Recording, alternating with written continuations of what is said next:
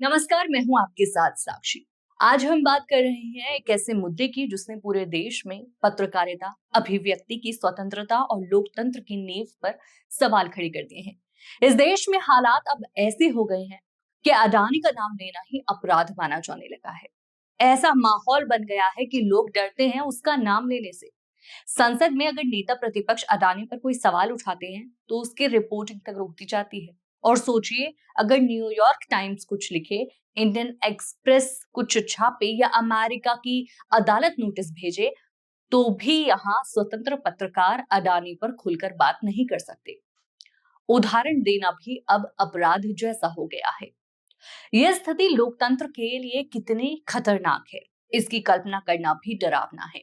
महाराष्ट्र के वरिष्ठ पत्रकार राजू पुरुलेकर पर गुजरात में गिरफ्तारी का खतरा मंडरा रहा है। दिल्ली की रोहिणी कोर्ट ने आदेश दिया है कि अडानी पर उठाई गई हर उंगली, हर सवाल अवमानना माना जाएगा। पत्रकारों को अपने वीडियो हटाने का आदेश दिया गया है। बिना सुनवाई, बिना प्रतिवादियों को अपनी बात रखने का मौका दिया। एक जिला अदालत पूरे देश के लिए फैसला दे देती है। यही स्थिति आर्टिकल 19 यानी अभिव्यक्ति की स्वतंत्रता को दरकिनार कर देती है। याद दिलाएंगे आपको वो किस्सा।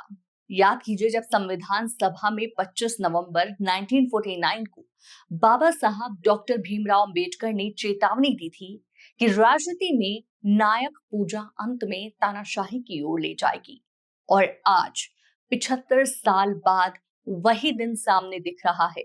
फर्क बस इतना है कि अब नायक ही नहीं बल्कि नायक के धनवाड़े सेठियारों के लिए लोकतंत्र की नींव हिलाई जा रही है। आपको बता दें कि कुछ ऐसी चीजें, यानी कि अगर हम बात करें पत्रकारों की, तो पत्रकारों को निशाने पर लेने की एक यही रणनीति है। कभी उन्हें गांधीनगर बुला लो, कभी गुवाहाटी, कभी दिल्ली। नतीजा ये होता है कि पत्रकार का समय सच्चाई दिखाने में नहीं, वकील करने और अदालत के चक्कर काटने में ही खत्म हो जाता है। अब जरा देखिए पूरा खेल। अडानी एंटरप्राइजेस ने दिल्ली की एक लोकल कोर्ट में जाकर कहा, हुजूर, हमारी बेइज्जती हो रही है। टीवी और अखबार तो काबू में है, एनडीटीवी भी खरीद लिया, लेकिन सोशल मीडिया वालों को सबक सिखाना जरूरी है। याचिका में कुछ पत्रकारों के नाम भी थे, पर परंजय गुहा, ठाकुरता, रवि नायर और अन्य। लेकिन आदेश आया ऐसा कि अन्य सभी को रोक दिया गया। कोर्ट ने एक तरफा आदेश दिया, एक्स पार्टी ऑर्डर।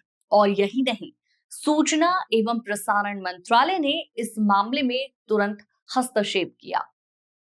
कोर्ट के आदेश के 36 घंटे के भीतर मंत्रालय ने वीडियो हटाने का नोटिस थमा दिया और अन्य की लिस्ट में कई पत्रकारों को प्लेटफॉर्म के नाम जोड़ दिए।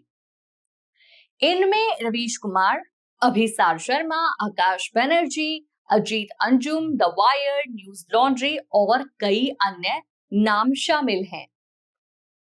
सोचे, कोर्ट में इनका नाम ही नहीं था, लेकिन सरकार ने सीधे नोटिस भेजकर कहा, वीडियो हटाओ वरना हम हटाएंगे। यूट्यूब और मेटा को भी मार्क किया गया और फिर शाम तक कई क्रिएटर्स को नोटिस आने लगे। यानी सरकार और कॉर्पोरेट दोनों मिलकर पत्रकारिता को दबाने का काम कर रहे हैं। मराठी पत्रकार राजू पुरुलेकर और अभिसार शर्मा पर तो मानहानि का आपराधिक मुकदमा भी दर्ज हो गया है।